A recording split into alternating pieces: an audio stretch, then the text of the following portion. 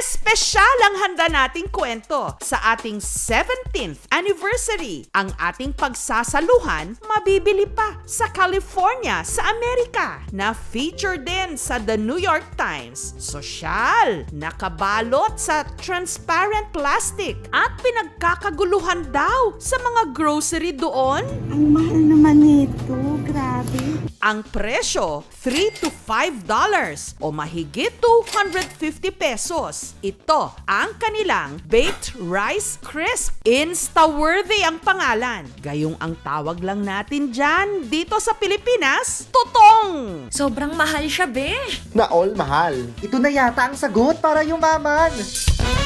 Sinong may gusto ng tutong? Yung bang nakadikit na sa kaldero at halos masunog na?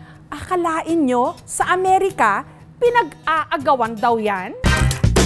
Ang viral na litrato na piktura ng OFW na si Kai sa isang Korean grocery. Dito po tayo sa Northridge, California. Tara, punta natin yung kung saan nakita ko yung mga totoo. Kuha ako, kung sabi ko, bakit siya binibenta? $4.99 per pound. That would be like 250 pesos isang pound. Parang nakita ko to nung maliit ako. Kinakain to ng lola ko. Nilalagyan niya ng ekstrang tubig na mainit. Ginagawa niya parang lugaw. Tapos pinapakain sa baboy. Tapos naisip ko, ang mahal-mahal pala nito. Tapos ginagawa lang parang feed natin. How do we eat this one? Add water to it? Just water? No salt, no nothing? Masyadong popular to sa kanila. Ako po, ang tigas. Ganito po siya. Parang meron siyang asin. Pero talagang lasang tutong. Parang hindi natin nakita yung importance ng tutong until I saw that. Sa ibang culture pala, it means something. Parang sa atin pala, parang ay tutong lang yan. Pero kung may pinakamahal na sigurong tutong sa balat ng Pilipinas, ito yon. Ang appraised value kasi nito, 90,000 pesos. Pero hindi ho ito kinakain. Ginawang artwork na for display only. Obra ng Visayan media artist na si Manny Montelibano. Gawa sa tinutong na kanin. Tinawag niya itong Dukot Survival.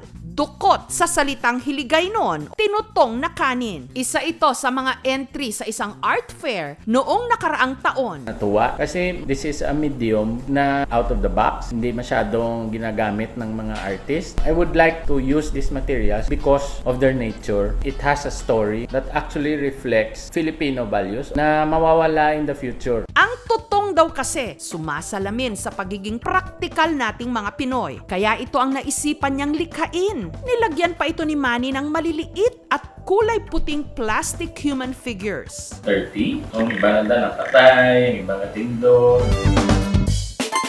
Hindi mawawala sa lamesa nating mga Pilipino ang kanin. Pero ang trip ni Jermaine, yung tutong na kanin. Dahil bunso kasi ako sa pamilya, saka yung huling kukuha ng kanin. Tapos yung totong yun naiiwan. Hanggang sa eventually, na-realize ko na gusto ko pala siya. Gusto ko yung challenge ng inunguya ko siya. Minsan nga, di ka naman gutom, tapos makita mo yung kaldero. Pagbukas mo, uy, jackpot totong. Kakainin ko lang siya. Oh, happy na ako doon. Inaral pa raw niya ang pag-in-in sa sinaing ng 2 hanggang 5 beses para ma-achieve ang malambot pa ring tutong. So dahil naluto na siya for the first time, uulitin natin para mas matutong pa.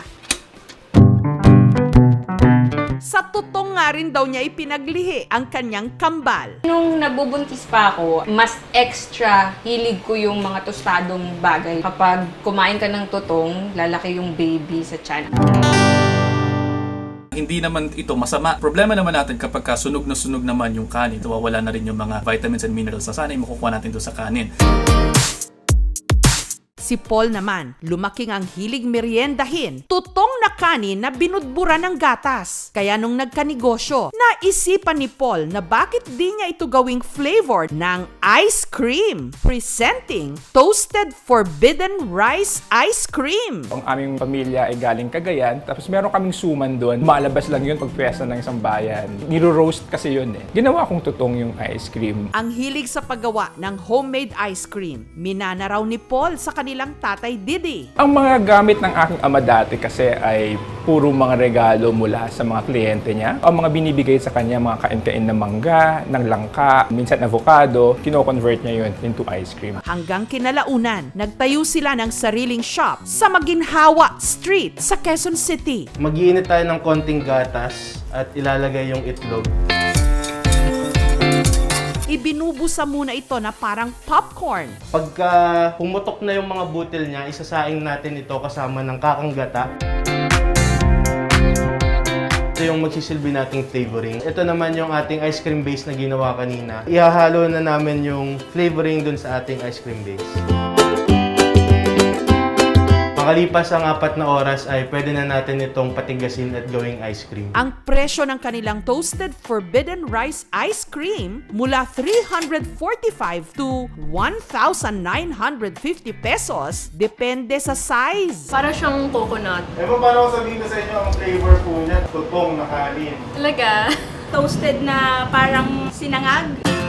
Pag tinikman ko, maaalala ng mga tao yung kanilang kabataan. Tinaas lang namin yung antas ng totoong ice cream kasi malaki ang mensahe na pwede naming sabihin na walang dapat itatapon. Bawat butil ng ating bigas, pinaghirapan ng ating mga magsasaka. Kaya't tama lang na huwag sayangin kahit pa ang tutong.